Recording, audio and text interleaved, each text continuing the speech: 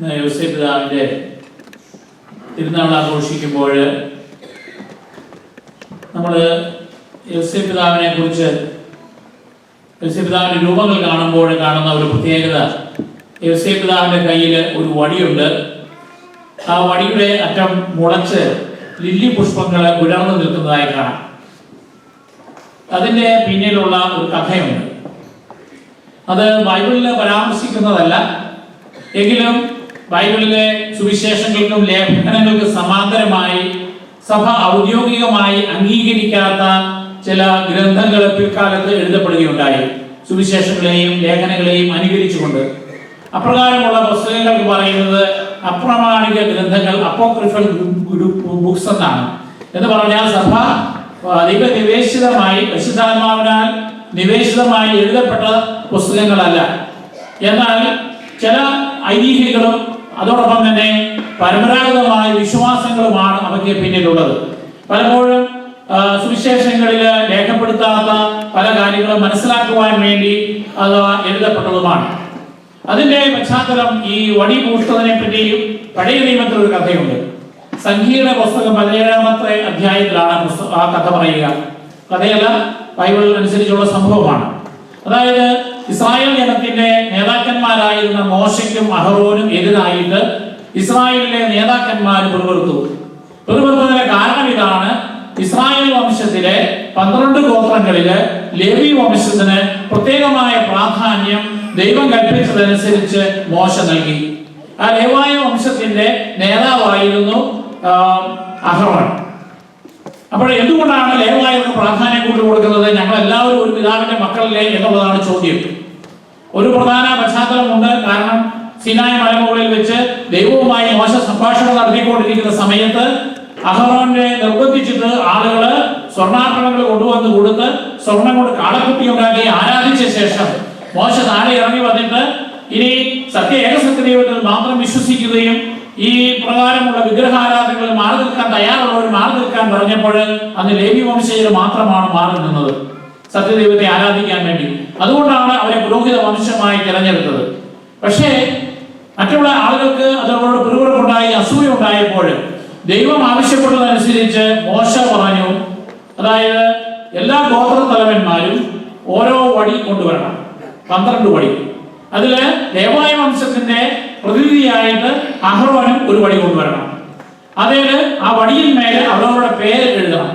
അപ്പൊ അങ്ങനെ ആ പേരെഴുതിയ 12 വടി സാക്ഷ്യപേടകത്തിന്റെ സമീപത്ത് വെച്ച് പിറ്റേ ദിവസം വന്ന് നോക്കുമ്പോൾ ആരുടെ വടിയാണോ കൂത്തിരിക്കുന്നത് അല്ലെങ്കിൽ തളിർത്തിരിക്കുന്നത് ആ വടിയുള്ള ആളാണ് പുരോഹിത വംശമായി തിരഞ്ഞെടുക്കപ്പെടുക.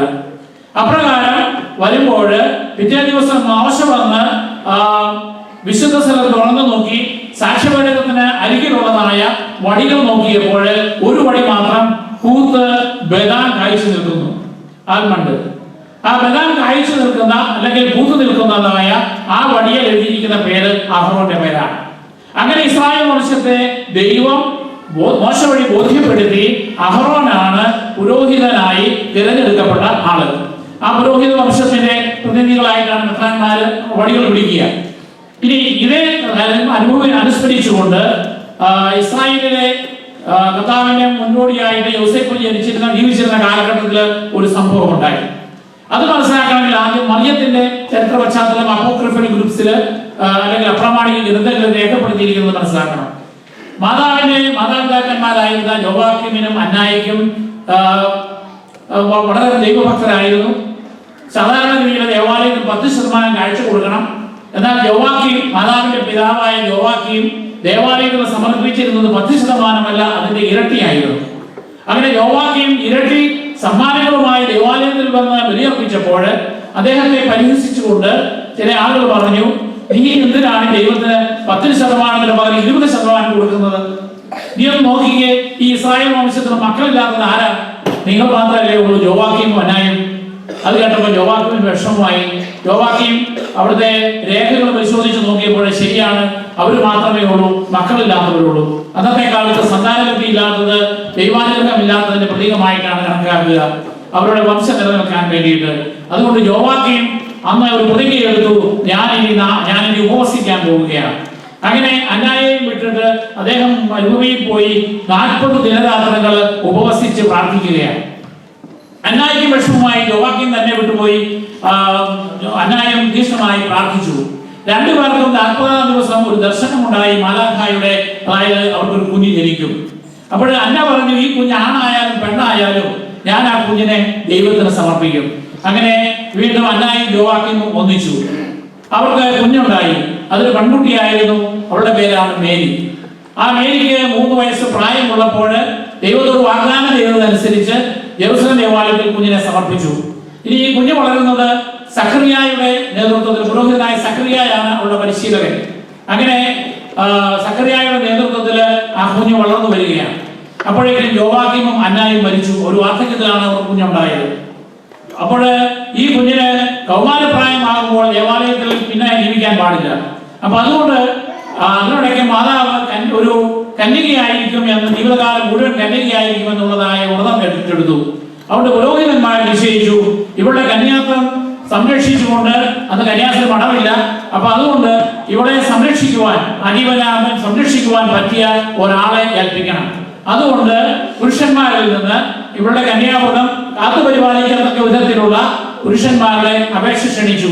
അതില് അപേക്ഷകരിൽ ഒരാളായിരുന്നു യൗസേപ്പ്. ഇനി യൗസേപ്പിനെ കുറിച്ച് കത്തോലിക്കാ സഭ പഠിപ്പിക്കുക, യൗസേപ്പ് ഒരു കന്യകാവ്രതം ഏറ്റെടുത്ത ആളായിരുന്നു. അതുകൊണ്ട് യൗസേപ്പും മറിയവും തമ്മിൽ വിവാഹം നടത്തി.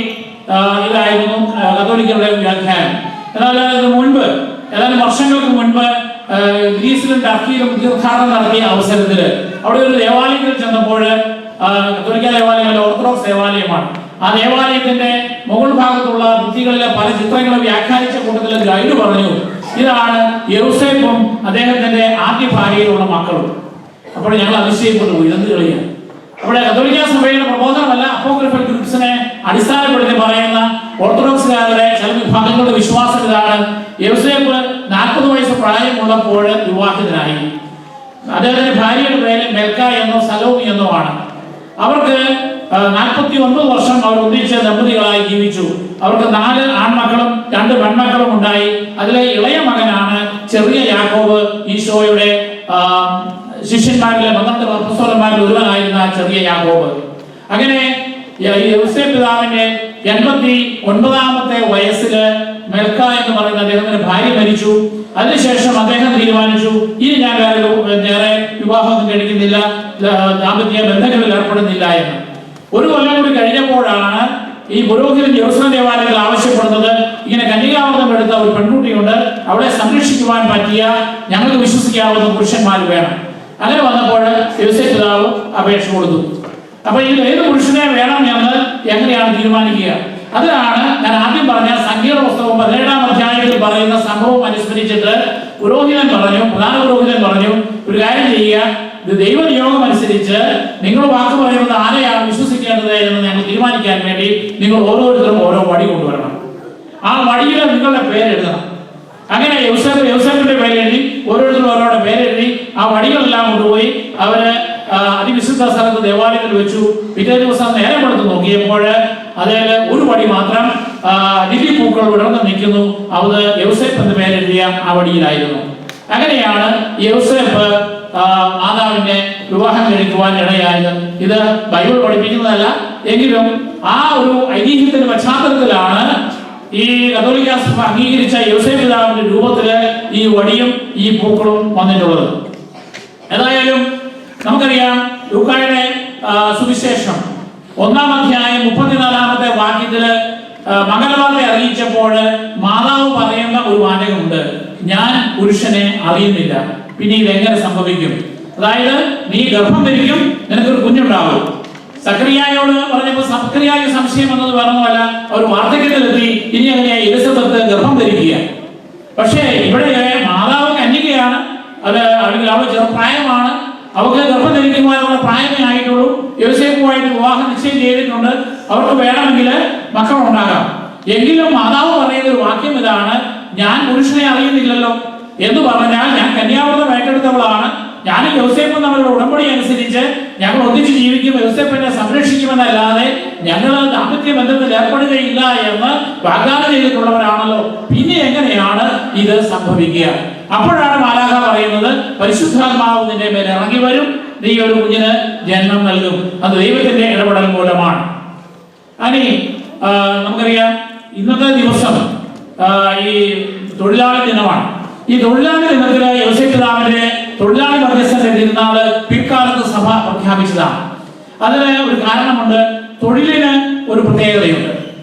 തൊഴില് എന്ന് പറയുന്നത് ഒരു ശാപമല്ല, ഒരു ശിക്ഷയല്ല, മറിച്ച് ദൈവനിയോഗമാണ്. അതിന് കാരണം ഇതാണ്. ഉൽപ്പത്തി പുസ്തകം 2-ാം അധ്യായം 15-ാമത്തെ വാക്യത്തില് കർത്താവ് പറയുന്നുണ്ട്, ഏദൻ തോട്ടം കൃഷി ചെയ്യുവാനും സംരക്ഷിക്കുവാനും ദൈവമായ കർത്താവ് മനുഷ്യനെ പർദീസായിലാക്കി. അപ്പൊ പർദീസായില് ഈ പ്രപഞ്ചം മുഴുവൻ സൃഷ്ടിച്ചിട്ട് എല്ലാ ഏദൻ തോട്ടത്തിലെ കൃഷി ചെയ്യുവാൻ വേണ്ടിയാണ് മനുഷ്യനെ ഏൽപ്പിച്ചത്, അതിനെ സംരക്ഷിക്കുവാൻ വേണ്ടിയാണ്. അതുകൊണ്ട് പ്രകൃതിയിൽ കൃഷി ചെയ്യുവാനും ആ പ്രകൃതിയെ സംരക്ഷിക്കുവാനുമുള്ള ഉത്തരവാദിത്വം ആദിയിൽ ദൈവത്തിന്റെ നിയോഗപ്രകാരം നൽകി. അത് മനുഷ്യൻ പാപം ചെയ്യുന്നതിന് മുൻപുള്ള അവസ്ഥയാണ്. എന്നാൽ മനുഷ്യൻ പാപം ചെയ്തു കഴിഞ്ഞപ്പോൾ ഉൽപ്പത്തി പുസ്തകം 3-ാമത്തെ അധ്യായം 17 മുതൽ 19 വരെയുള്ള വാക്യങ്ങളിൽ പറയുന്നുണ്ട്, നീ മൂലം മണ്ണ് ശപിക്കപ്പെട്ടതായിരിക്കും. അതുവരെ മണ്ണിന് ശാപം കിട്ടിയിട്ടില്ല. മനുഷ്യൻ പാപം ചെയ്തതുകൊണ്ട് മനുഷ്യനെ ഏൽപ്പിച്ചതായ ഈ മണ്ണ് ശപിക്കപ്പെട്ടതായി മാറിയിരിക്കുന്നു.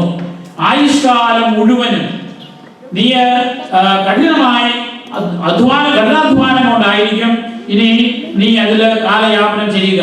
നീ ജീവിക്കുവാൻ പോകുന്നത് ഈ ശപിക്കപ്പെട്ട മണ്ണില് കഠിനാധ്വാനം ചെയ്തുകൊണ്ടാണ്. ഇത്രയും നാൾ നിന്നെ സംബന്ധിച്ചിടത്തോളം ജോലി സന്തോഷകരമായിരുന്നു. ഈ പ്രകൃതിയെ, അതിന്റെ മനോഹാരിതയെ നോക്കിക്കണ്ട് അത് കൃഷി ചെയ്യുക എന്ന് പറയുന്നത് ഒരു സന്തോഷമായിരുന്നുവെങ്കിൽ അത് നിനക്ക് ക്ലേശകരമാക്കിയിരിക്കുന്നു. കാരണം ഇനി നിനക്ക് കഠിനമായി അധ്വാനിച്ചാലേ ഫലം പുറപ്പെടുവിക്കാൻ സാധിക്കുകയുള്ളൂ. ചിലപ്പോൾ കൃഷിനാശം സംഭവിക്കാം. അത് മുള്ളും മുൾച്ചെടികളും നിനക്കായി മുളപ്പിക്കും. അതുവരെ മുള്ളോ മുൾച്ചെടികളോ ഉണ്ടായിരുന്നില്ല. മനുഷ്യൻ പാപം ചെയ്തപ്പോഴാണ് മുള്ളും മുൾച്ചെടികളും ഉണ്ടായത്. മണ്ണിൽ നിന്നും എടുക്കപ്പെട്ട നീ മണ്ണിനോട് ചേരുന്നത് വരെ നെറ്റിയിലെ വിയർപ്പുകൊണ്ട് ഭക്ഷണം സമ്പാദിക്കും. അതാണ് പുരുഷന് കിട്ടിയ ശിക്ഷാവിധി. അപ്പോൾ പാപത്തിൽ നിന്നും മൂലമാണ് ജോലി എന്ന് പറയുന്നത് ദൈവനിയോഗമാണെന്ന് സന്തോഷകരമാണ്. എന്നാൽ അതിന് ക്ലേശമുണ്ടായത് മനുഷ്യന്റെ പാപനിമിത്തമാണ്. ഇതാണ് ബൈബിൾ പഠിപ്പിക്കുക.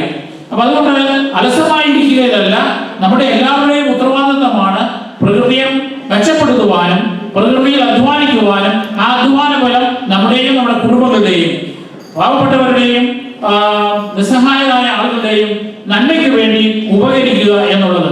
അതുകൊണ്ട് ജോലി ചെയ്യുക എന്ന് പറയുന്നത് ഒരു ശുശ്രൂഷയാണ്, ഒരു ദൈവനിയോഗമാണ്.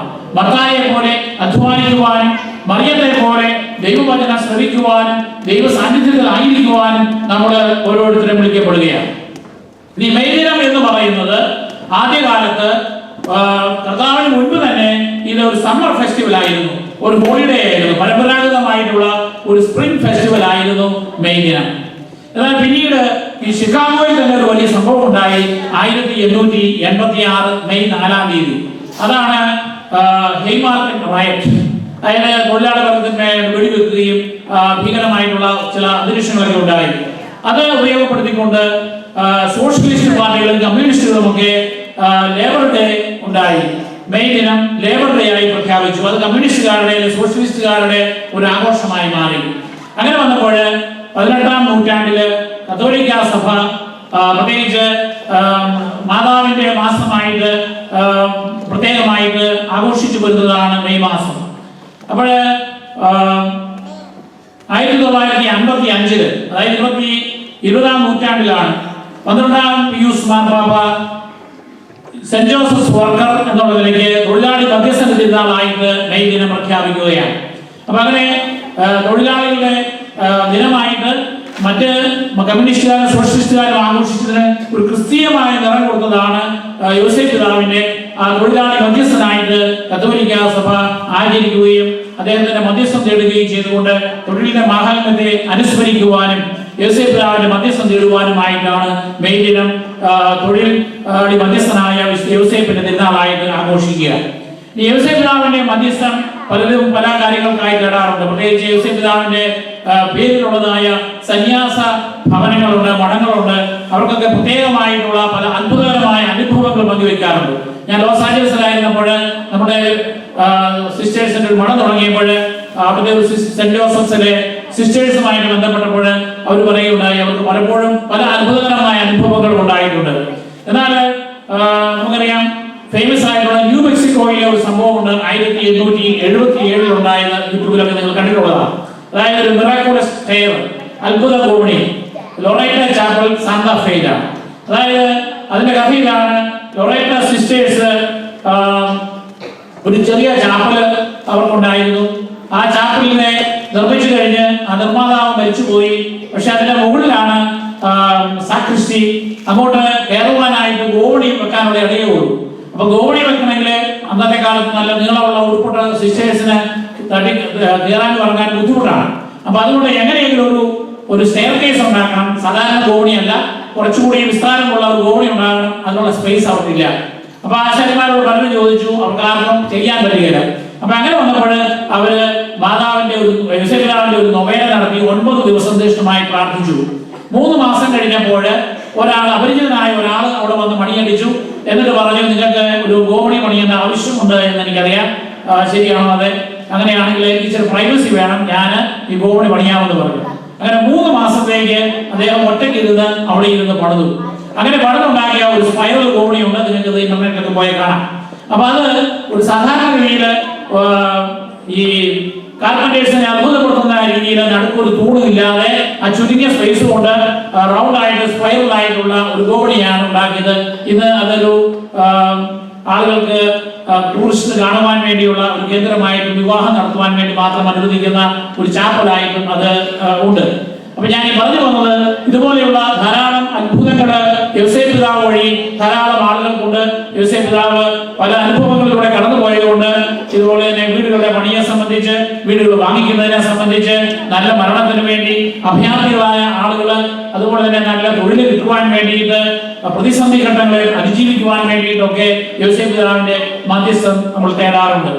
നമുക്ക് യോസേപ്പ് പിതാവിന്റെ മധ്യസ്ഥം അപേക്ഷിച്ചുകൊണ്ട് പരിശുദ്ധ കന്യകാമറിയത്തിന്റെ ഈ മെയ് മാസത്തില് മാതാവിന്റെ പ്രത്യേകമായ സംരക്ഷണവും തേടിക്കൊണ്ട് നമുക്ക് ഈ ബലി അർപ്പിക്കാം.